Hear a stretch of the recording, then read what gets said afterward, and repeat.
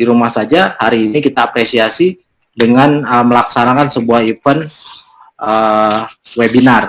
Jadi momen ini kita apresiasi sekaligus kita galang donasi untuk pendanaan membantu saudara-saudara kita yang sedang berjuang melawan virus COVID-19 yang sekarang sangat tersebar dengan sangat masif gitu ya. Nah itu, melalui event ini kami berharap, Setara Borneo Foundation berharap bisa mengumpulkan dana. Event ini juga akan kami bagi, minggu ini adalah season yang pertama, berikutnya adalah season yang kedua.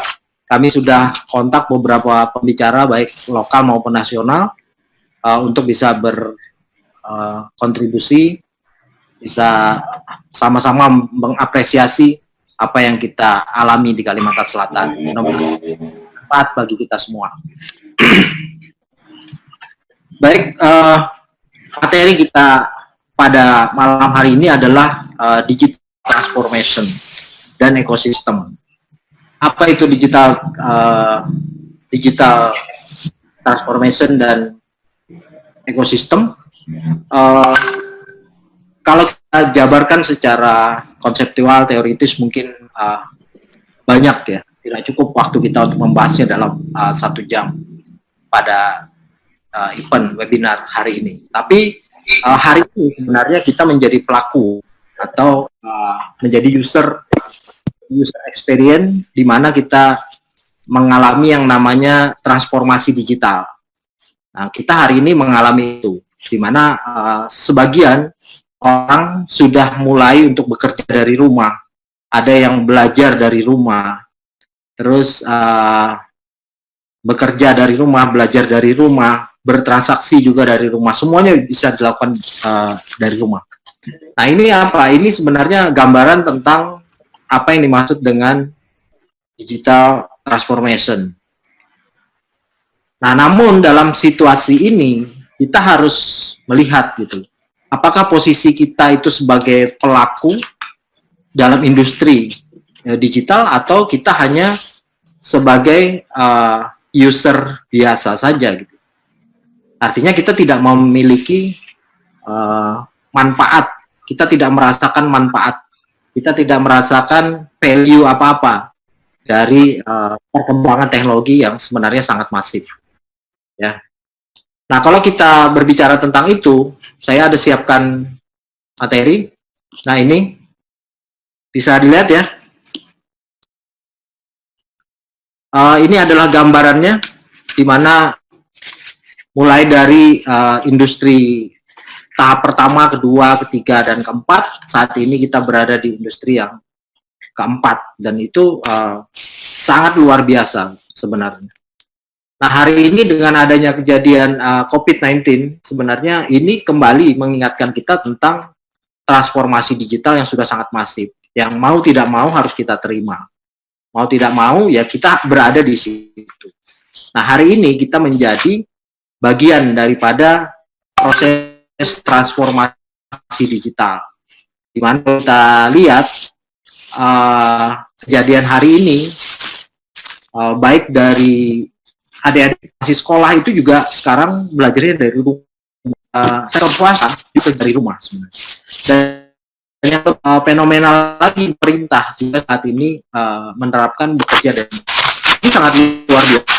Nah, cara bekerja dari rumah, lalu semua industri dan teknologi memberikan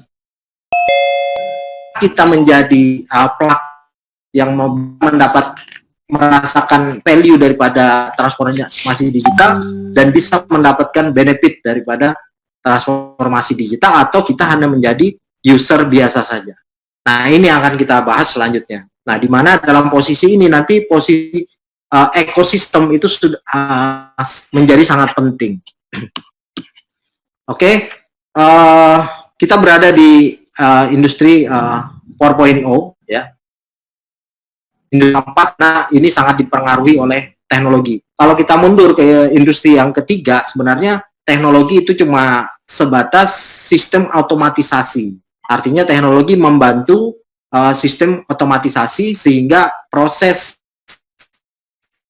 produksi, proses, transaksi bisa terotomatisasi menjadi lebih baik. Karena kalau kita lakukan secara konvensional, faktor human error-nya itu masih sangat tinggi. Tapi ketika memasuki di industri 3 itu, proses itu sudah diotomatisasi dengan model komputerisasi.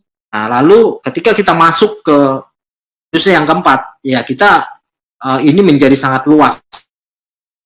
Ya. Industri keempat itu luas, dia menjadi empat kombinasi gitu ya.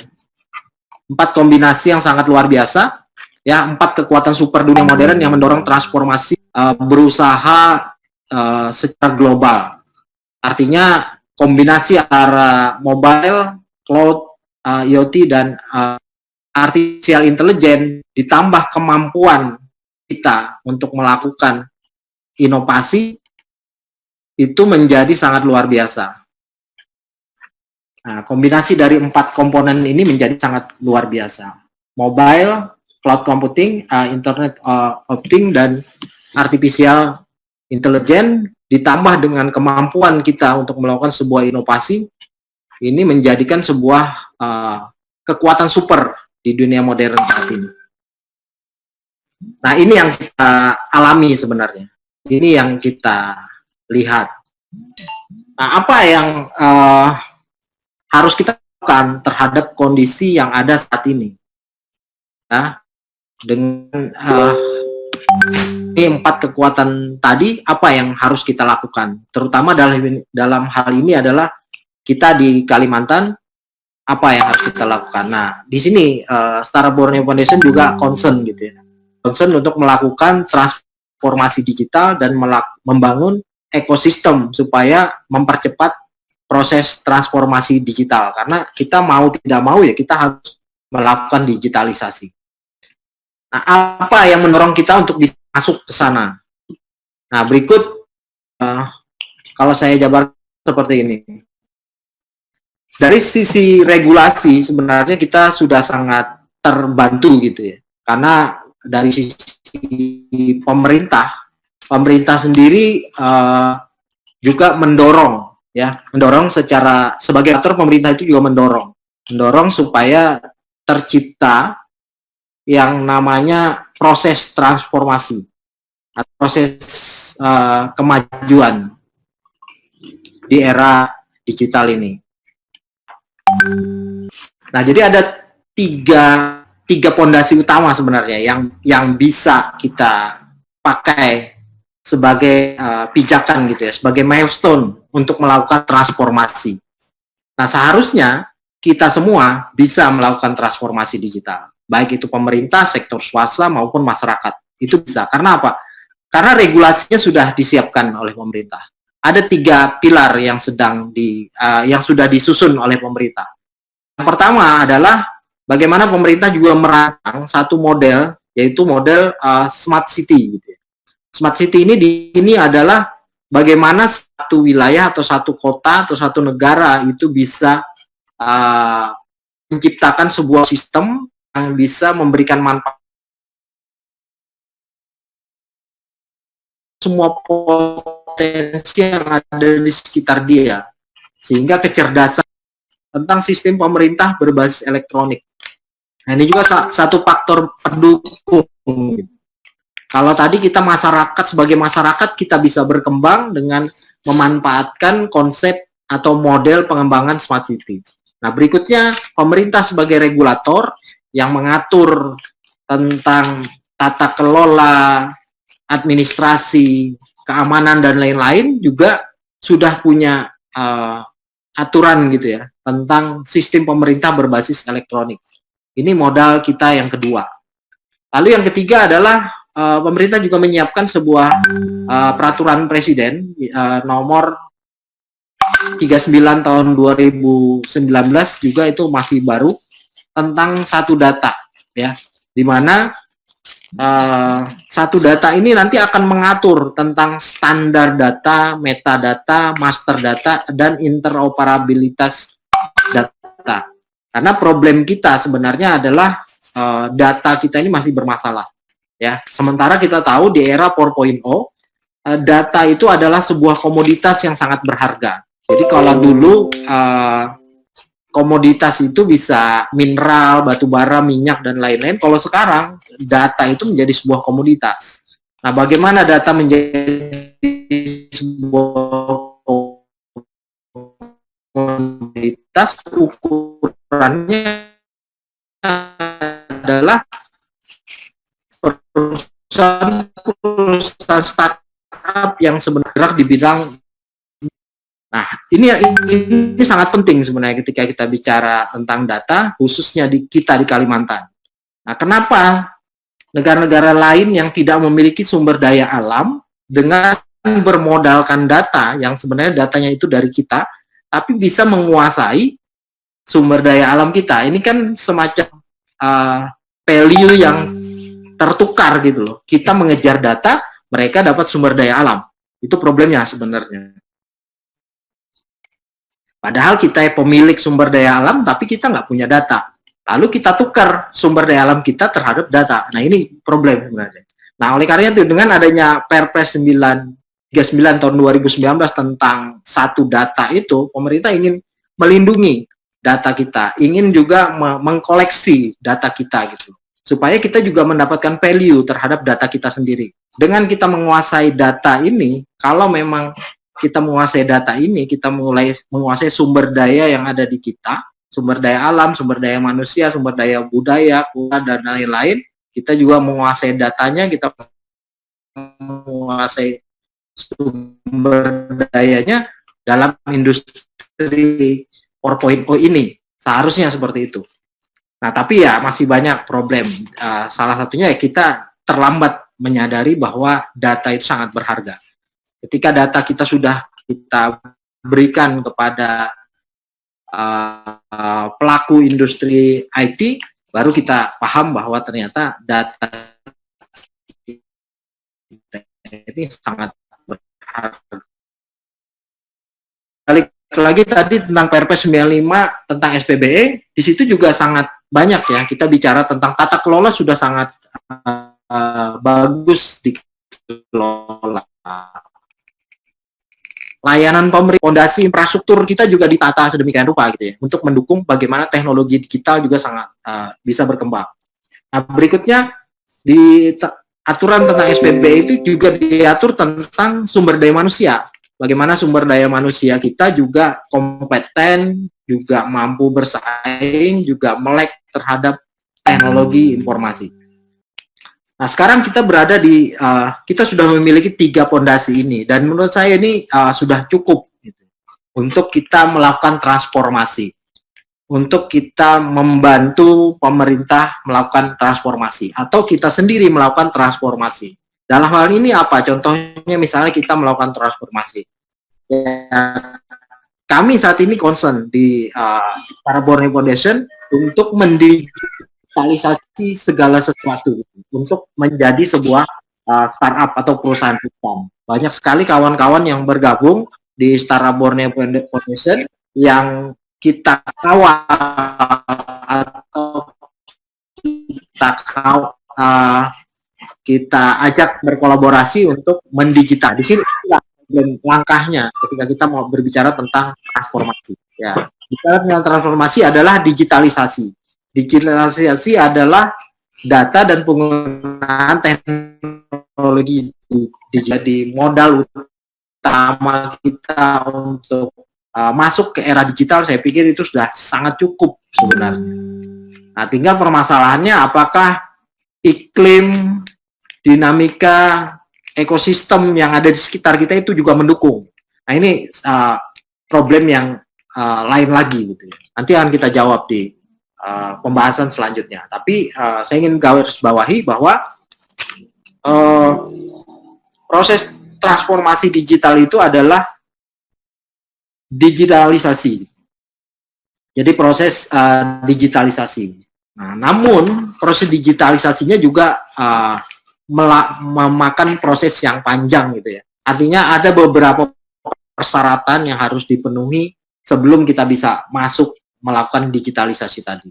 Salah satu poinnya adalah ketersediaan infrastruktur yang sudah relatif ada gitu ya. Terus kepemilikan alat atau device, lalu kemampuan kita dalam hal mengoperasionalkan teknologi, kemampuan kita dalam hal menyadari tentang potensi yang ada di sekitar kita, lalu kita digitalisasi sehingga kita bisa mendapatkan manfaat dari perkembangan digital tersebut. Nah, ini banyak contoh-contoh. Dan banyak yang sudah sukses menerapkan atau mendigitalisasi sesuatu ketika diimplementasikan dalam bisnis, ketika diimplementasikan dalam pelayanan, dan lain-lain. Itu banyak sekali. Oke. Apa itu transformasi digital? Adalah bagian dari proses teknologi yang lebih besar terkait dengan penerapan teknologi dalam semua aspek kehidupan. Nah, proses transformasi digital itu ketika kita gunakan model smart city misalnya atau SPBE atau satu data, itu banyak sekali manfaatnya dalam aspek kehidupan gitu ya. Jadi transformasi digital itu akan sangat luas ya.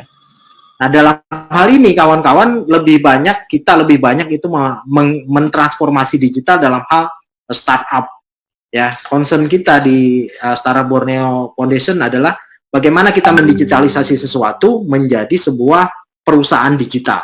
Nah, ini yang mau kita kembangkan. Jadi transformasi digital kita dalam hal ini adalah mendigitalisasi proses bisnis. Ya, banyak sekali member hari ini, semakin banyak kawan-kawan yang concern untuk membangun perusahaan-perusahaan digital. Nah, kami di situ akan kawal. Kita akan kawal, kita akan dampingi, kita akan mentori, kita akan buka kelas-kelas yang mendukung untuk terciptanya perusahaan-perusahaan digital. Nah, karena apa? Karena transformasi digital itu dia masuk ke semua aspek, ya, sangat penting. Oleh karena itu, metodologi di dalam penciptaan sebuah startup itu sangat cocok, ya, diimplementasikan ketika mau melakukan proses transformasi digital. Kita menggunakan metodologi yang sangat umum digunakan di dalam startup, ini sangat cocok. Karena apa? Karena biasanya startup dia menggunakan misalnya design thinking gitu ya. Dia menemukan pendekatan problem. Nah, problem yang ditemui di sekitar kita. Apa problemnya? Kalau hari ini problem kita adalah kita tidak bisa berinteraksi ya. Kita dibatasi untuk bisa ketemu, bisa berinteraksi. Itu problem. Lalu bagaimana solusi digitalnya? Ya, kita bisa mengadakan webinar, kita bisa telekonferensi, kita bisa koordinasi melalui jaringan internet dan lain-lain. Banyak sekali hal-hal lain yang bisa ditransformasi atau digitalisasi. Nah, startup itu sangat cocok gitu ya, sebagai media untuk mentransformasi digital. Nah, karena apa? Dia bisa masuk ke dalam semua aspek kehidupan. Nah, intinya apa? Intinya bisa dijadikan startup. Inilah transformasi digital. Nah, ketika kita bicara tentang industri yang ketiga, teknologi itu sebatas support. Dia mensupport. Hal akuntansi dia akan menghitung, lalu keluar nota pembelian misalnya. Tapi di era 4.0 itu sudah lebih luas. Jadi kita bicaranya sudah pemanfaatan. Bagaimana teknologi driven gitu ya. Teknologi yang mendrive sesuatu gitu. Teknologi yang merubah orang. Dan ini bisa kita buktikan bagaimana Gojek mendrive ya. Gojek itu menciptakan teknologi driven gitu. Teknologi driven terhadap ojek-ojek konvensional. Nah, lalu dia mendrive lagi hampir ke banyak aspek, belanja, antar makanan, dan lain-lain. Bahkan kebersihan lah, terakhir transaksi perbankan, dan lain-lain.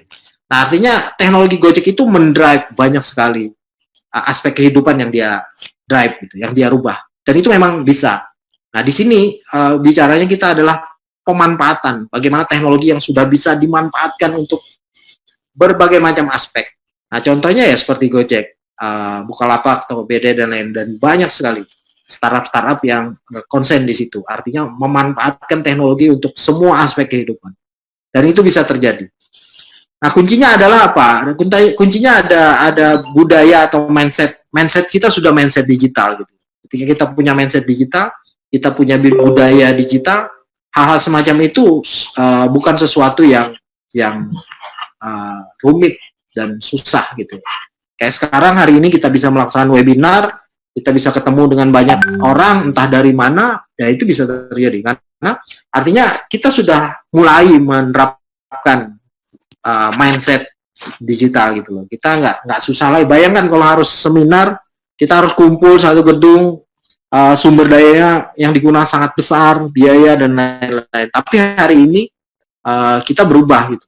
Mindset kita tidak terbatas oleh ruang dan waktu. Hari ini dimanapun kita bisa ketemu, bisa sharing, bisa melakukan seminar dan lain-lain. Lalu budaya inovasi juga penting. Artinya tidak ada sesuatu yang bisa bertahan lama ya, sehingga diperlukan kreasi dan model upaya untuk melakukan perubahan-perubahan, yaitulah inovasi. Artinya sesuatu yang bisa kita modeling lagi, kita ciptakan lagi, kita tambah fitur-fiturnya lagi, itu menjadi satu inovasi. Dan ini harus menjadi kebiasaan. Artinya kalau memang kita melakukan perbaikan terus-menerus, ya continuous improvement lah istilahnya.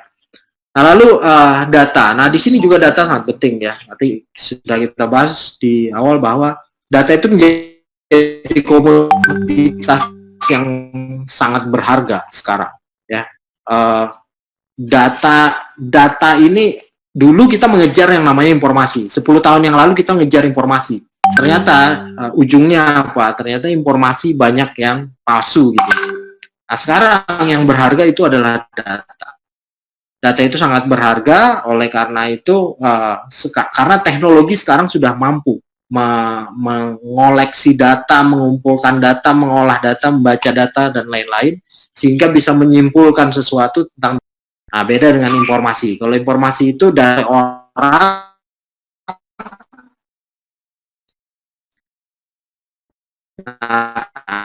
akhirnya keluarnya gitu ya. Nah, informasinya bisa tidak objektif, bisa sangat subjektif, bisa hoax dan lain-lain.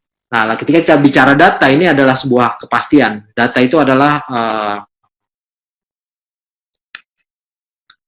kumpulan informasi yang memberi gambaran tentang sesuatu gitu, dan dia faktual seperti itu.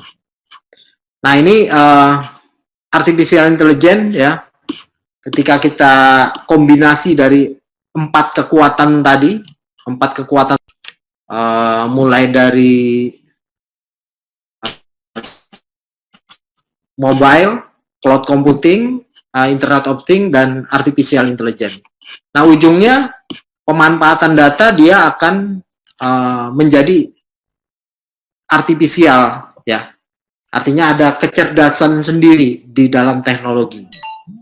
Ya, jadi teknologinya sudah semakin cerdas, dia punya kemampuan untuk merekam suara, dia punya kemampuan merekam gambar, lalu dia akan mampu untuk merekam bahasa, multi bahasa gitu ya, lalu bahkan melebihi kemampuan kita sendiri. Sehingga ini sudah menjadi komoditas, menjadi industri tertentu ya di era sekarang. Jadi era big data, di mana data yang sangat besar, sangat banyak, sangat cepat, itu akan bisa diolah oleh sistem, lalu sistem ini bisa menyimpulkan gitu. Makanya hari ini orang sudah bisa memprediksi bahwa COVID-19 nanti di Indonesia akan bertahan sekian lama. Nah, karena apa? Karena sudah ada prediksi gitu, ada catatan, ada data-data dari negara lain, dari korban-korban lain yang sudah disimpan, diolah, digali sedemikian rupa sehingga bisa memberikan gambaran tentang itu. Nah, itu kita ada sekarang. Nah, itu faktanya yang ada sekarang ya di dunia. Semua orang arahnya ke sana. Nah, lalu pertanyaannya adalah bagaimana dengan kita di Kalimantan? Apakah kita bisa gitu ya, eksis atau kita bisa berkembang, bisa tumbuh di era 4.0 yang ada sekarang? Ini pertanyaannya. Pertanyaannya kalau kita balik lagi ke regulasi, sebenarnya pemerintah juga sudah sangat mendukung, ya. Di Kalimantan ini sudah banyak sekali daerah yang sebenarnya punya status sebagai daerah yang smart city gitu ya. Lalu pemerintah juga sudah concern sekali dalam hal penerapan sistem pemerintah berbasis elektronik. Lalu pemerintah juga sudah sadar tentang betapa berharganya data dan harus kita lindungi. Dan ke depan data itu akan menjadi sebuah komoditas. Nah, pertanyaannya adalah bagaimana kita bisa memanfaatkan situasi dan kondisi yang ada. Nah, di sini concern kami sebenarnya di Setara Borneo, concern kita di sini bagaimana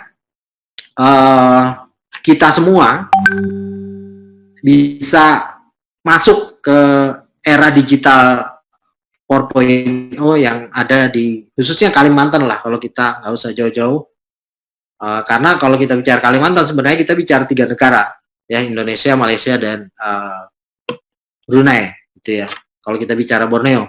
Nah, lalu ini ada kesamaan di kita, di Kalimantan itu ada kesamaan alam, budaya, dan lain-lain. Nah, sehingga kalau kita mengembangkan sektor startup misalnya di Kalimantan, kita punya potensi sebenarnya untuk bisa berhasil. Karena apa? Kita kalau bicara ASEAN ya kita 3 negara sebenarnya. Nah, ini potensi sebenarnya yang bisa. Nah, pertanyaannya apakah bisa kita berkembang gitu loh? Apakah teknologi digital atau perusahaan digital itu bisa berkembang?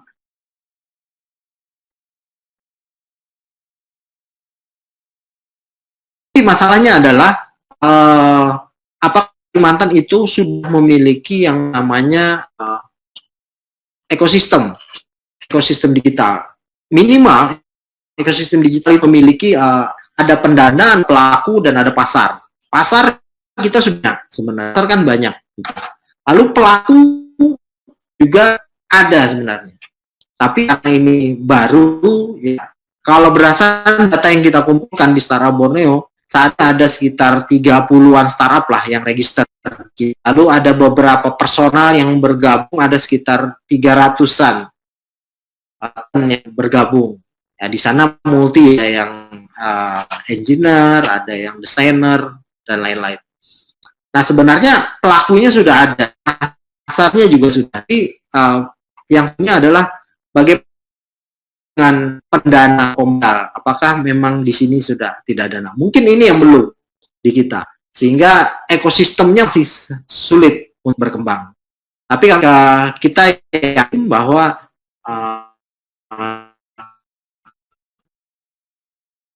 hingga nanti ekosistemnya akan tercipta gitu, ketika kita sudah berhasil melakukan transformasi digital.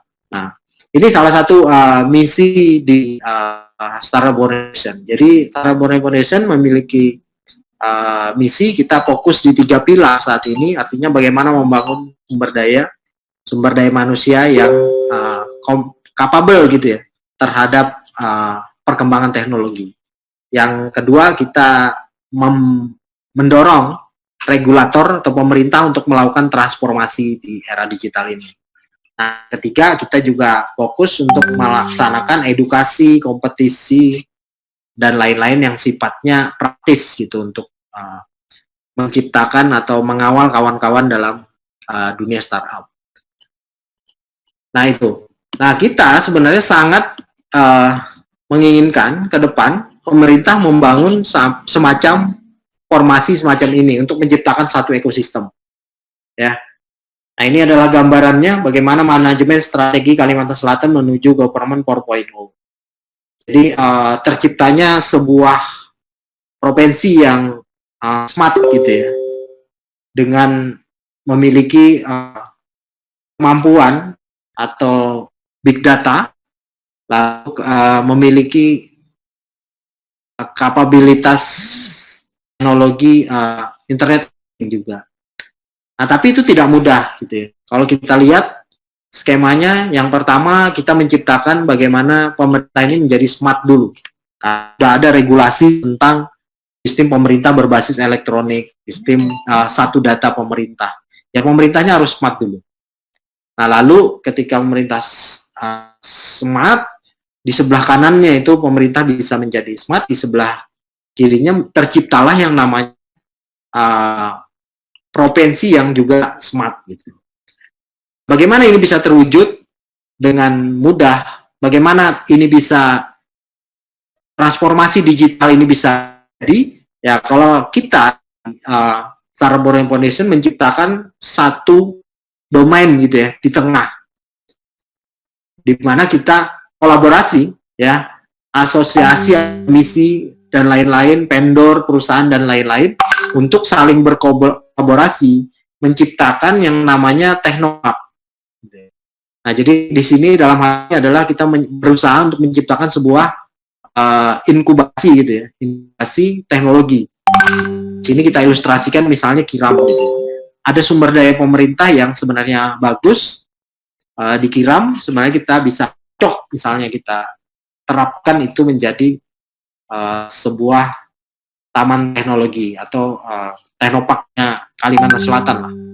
Nah, di situ kita bisa menjadikan ini wadah studi, inkubasi, akselerasi dalam hal penciptaan perusahaan-perusahaan digital. Nah, rintisannya begitu. Nah, cuman perlu dukungan yang sangat banyak gitu ya, baik dari pemerintah, dari akademisi, dari pelaku, dan lain-lain. Nah, ini salah satu upaya kita di Startup Borneo Foundation, dan bersama kawan semua kami berharap ini bisa terwujud. Inilah yang kita maksud dengan ekosistem. Jadi Startup Borneo Foundation mengawal proses transformasi digital pemerintah supaya diciptakan ekosistem digital ke depan. Seperti itu. Nah, mungkin secara umum gambarannya semacam itu. Kita menginginkan ya mulai dari hari ini sampai ke depan, mungkin ke depan dengan konsep yang kita yang tadi itu kita ke depan itu akan muncul gitu perusahaan-perusahaan digital dari Kalimantan. Seperti itu kira-kira Mas Niko. Waktunya sampai jam berapa nih? Baik, terima kasih.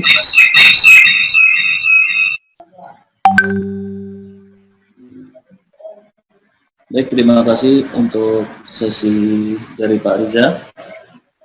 Untuk sesi kali ini kita akan buka sesi pertanyaan. Jadi kalau bagi teman-teman yang ingin bertanya bisa tulisnya di kolom Zoom chat ataupun di WhatsApp grup yang sudah dibuat.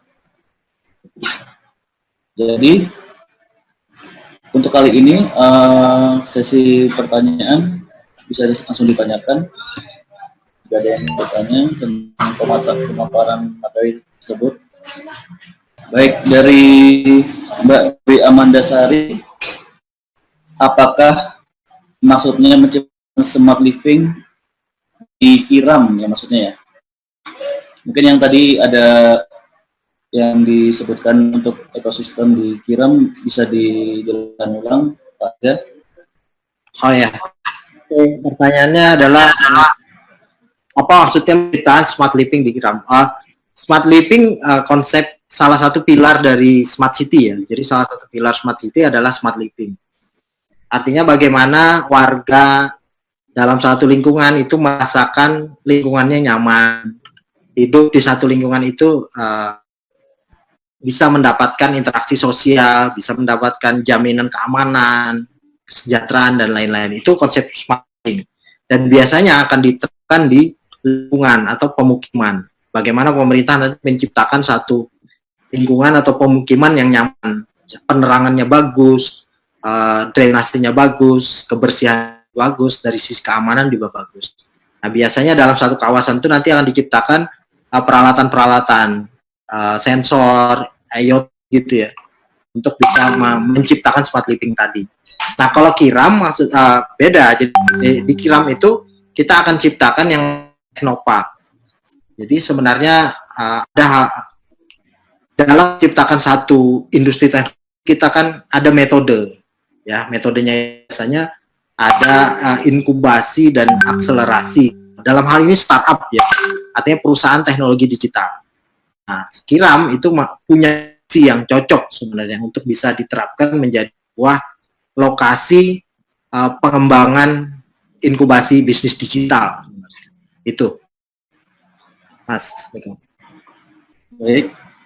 Kemudian ada pertanyaan tambahan dari Mbak Yudin Nur. Pertanyaan pertama adalah, langkah pertama apa yang harus dilakukan untuk digital transformation berhubungan dengan SDM di Banua rendah menurut saya. Yang kedua, apakah ini juga didukung oleh pemerintah dan sistemnya seperti apa? Oke. Dan pertanyaannya, langkah pertama yang harus dilakukan untuk digital transformation berhubungan dengan SDM kita di Banua, sebenarnya tidak rendah ya.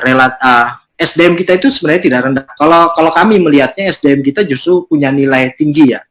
Kenapa saya bilang tinggi? Karena basic kultur kita itu sebenarnya sangat religi ya. Jadi kalau kita mau lihat ke bawah gitu ya, kultur masyarakat Kalsel itu sangat religius gitu. Religinya itu nilainya sangat mahal sebenarnya. Karena apa? Religi itu kan dia punya sifat-sifat yang jujur, baik. Ini modal sebenarnya. Ini modal yang sebenarnya tidak dimiliki orang daerah lain. Nah, tinggal kita memaksimalkan potensi mereka ini sebenarnya. Kami ada satu program sebenarnya, dalam waktu dekat kita akan bekerja sama dengan Ikatan Pesantren Kalimantan Selatan, maksudnya IPI gitu ya. Kita akan kerjasama untuk menciptakan perusahaan-perusahaan digital yang dimotori oleh orang-orang basic pesantren, just. Karena kita melihat value sebenarnya di situ. Itu jadi SDM-nya Kalsel itu sebenarnya nilainya sangat tinggi. Nah, itu satu. Nah, lalu tadi sudah saya jawab, kita akan dampingi, kita akan buktikan bahwa potensi SDM menyesuaikan non dikenang WFH semalam tuh WFH kan 18 nih. Nah, yang kedua, apakah ini juga didukung oleh pemerintah dan karena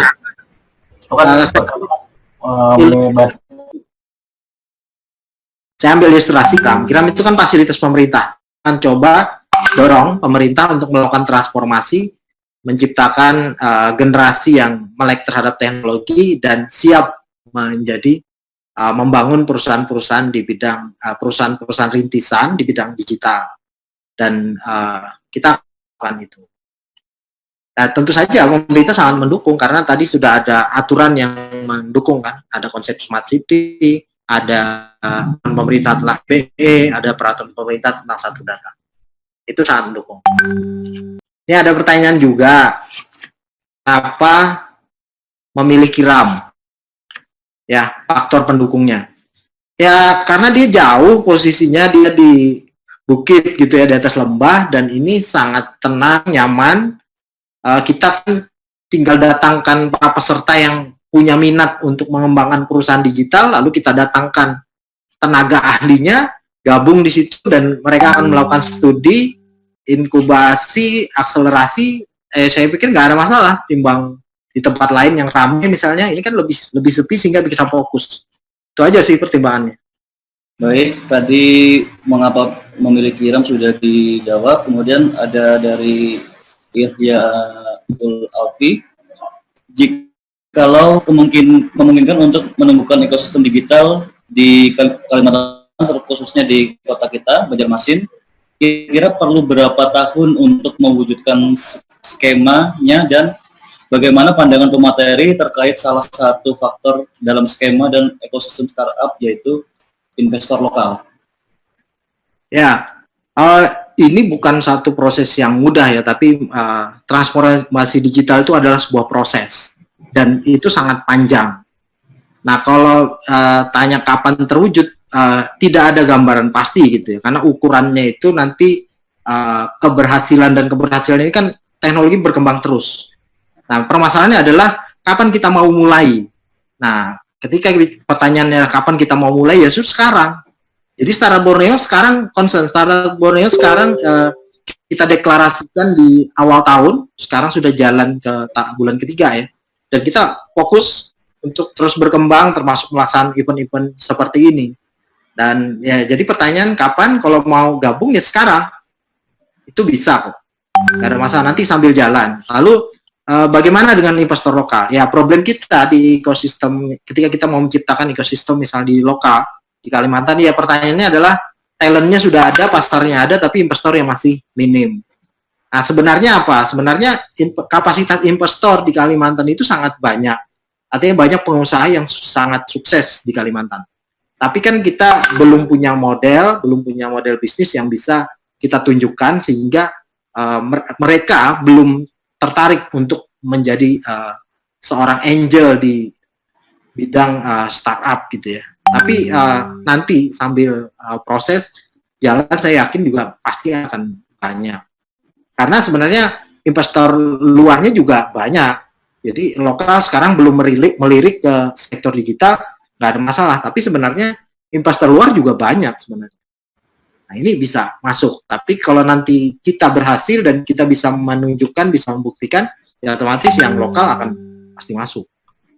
Tapi kenyataannya, kawan-kawan yang punya bikin startup yang dapat investor lokal juga ada.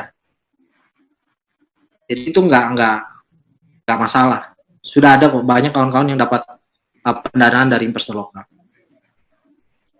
Baik, selanjutnya dari Mas Lito Darmawan dari Balikpapan bertanya, bagaimana perkembangan saat ini startup atau aplikasi-aplikasi yang sudah dibuat dan berjalan di Provinsi Kalimantan Selatan?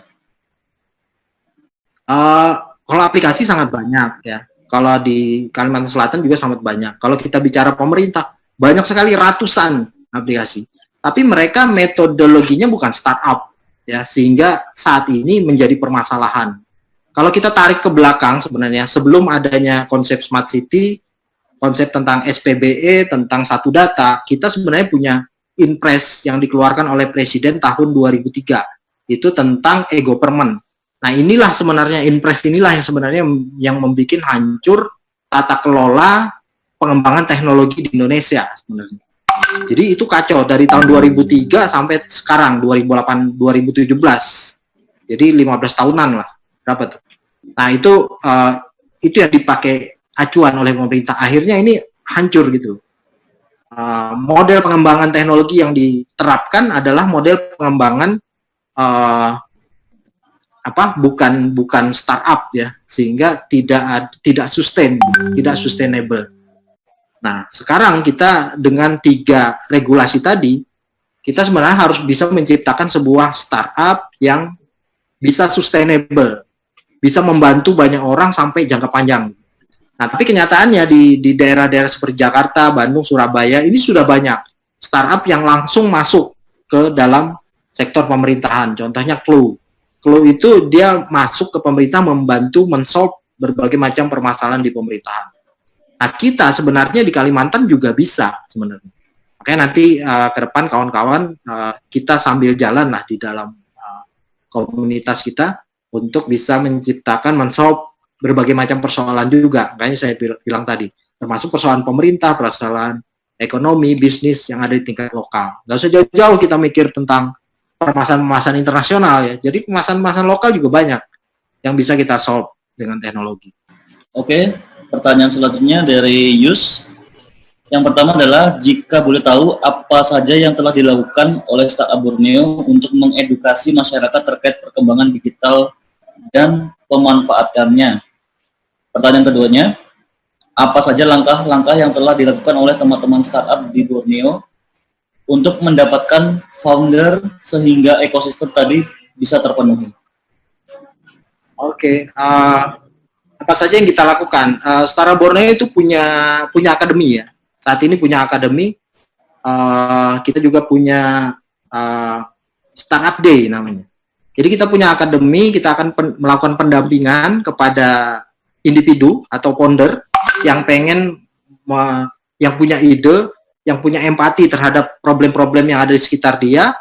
Kita akan kawal, kita akan mentori selama 1 bulan. Kita akan edukasi, lalu bulan berikutnya mereka akan implementasi atau studi lapangan. Nah, bulan berikutnya mereka akan studi implementasinya.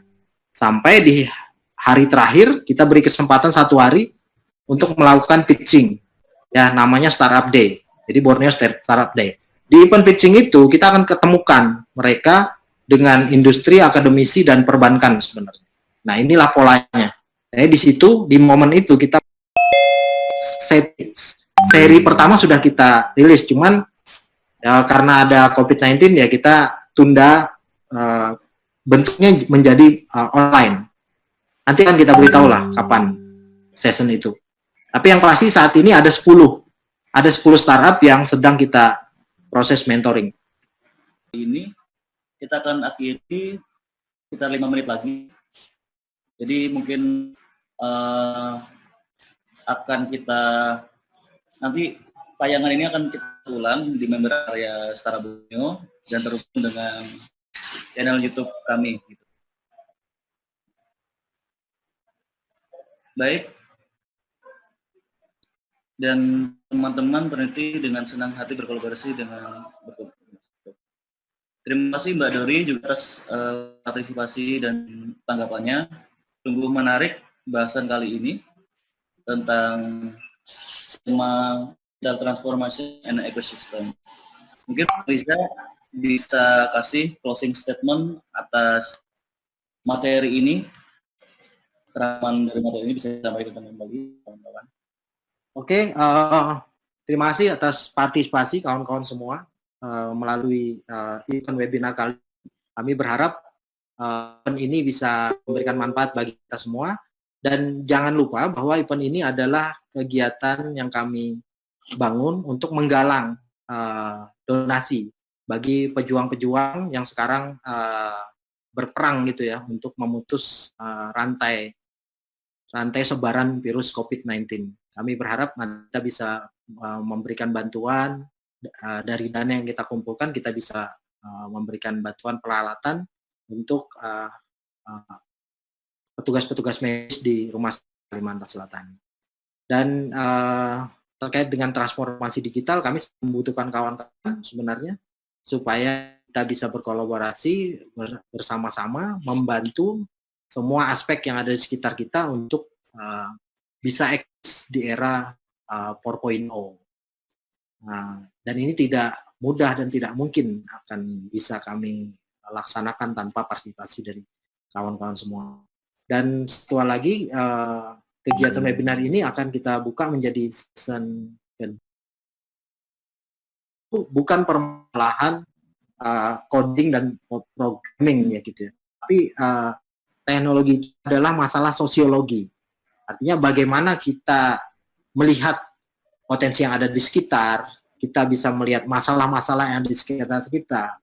Lalu teknologi ini hadir untuk men-solve, gitu, mengatasi permasalahan-permasalahan itu. Nah, itu problemnya. Jadi bagaimana kita mampu melihat sebuah masalah.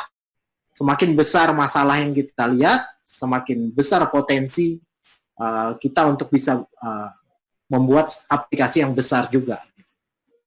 Itu sebenarnya. Tapi kalau mau mulai sekarang, nggak usah yang besar-besar, yang kecil-kecil juga nggak ada masalah. Yang penting kita bisa solve dengan teknologi. Itu. Nah, belajarlah untuk bisa melihat masalah dan men-solve masalah itu dengan teknologi. Bukan membuat aplikasi. Kalau membuat aplikasi itu simple banget, cuma ada 3 aja. Jadi budgetnya ada, waktunya berapa, dan sebesar apa proyeknya. Tapi kalau kita bicara startup, itu lebih luas, gitu. Lebih layak lah untuk keluar energi besar untuk menciptakan sebuah startup. Seperti itu. Baik, terima kasih dari sesi kali ini. Mungkin kita akhiri. Jangan lupa kawan-kawan bisa bergabung dengan kami di grup Telegram. Bisa follow juga Instagramnya dari Startup Borneo di startupborneo.id. Websitenya juga startupborneo.id, kemudian Telegramnya t.me/startupborneo. Kalau di Telegram ketik aja Startup Borneo, itu gabungnya juga gratis. Jadi di situ kita bisa diskusi, sharing pengalaman, berkolaborasi, berkomunitas, saling support gitu kan. Untuk tayangan kali ini juga, sesi ini nanti akan ditayangkan ulang di member area Setara Borneo dan di channel YouTube-nya Setara Borneo. Oke, kawan-kawan, akhir kata, sampai jumpa besok. Jangan lupa di hari Kamis ya. Di hari Kamis jadwalnya kita mulai jam 4 sore.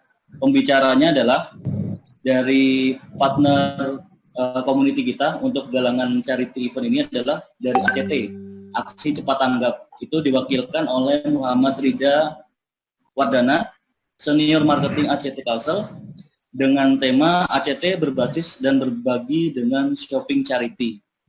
Kemudian besok juga dilanjutkan malam harinya sekitar jam 8 malam, itu dilanjutkan oleh Bang Adam Nugraha, CEO dari warco.id, dengan tema Startup Co-op, Inovasi Milenial Berkooperasi.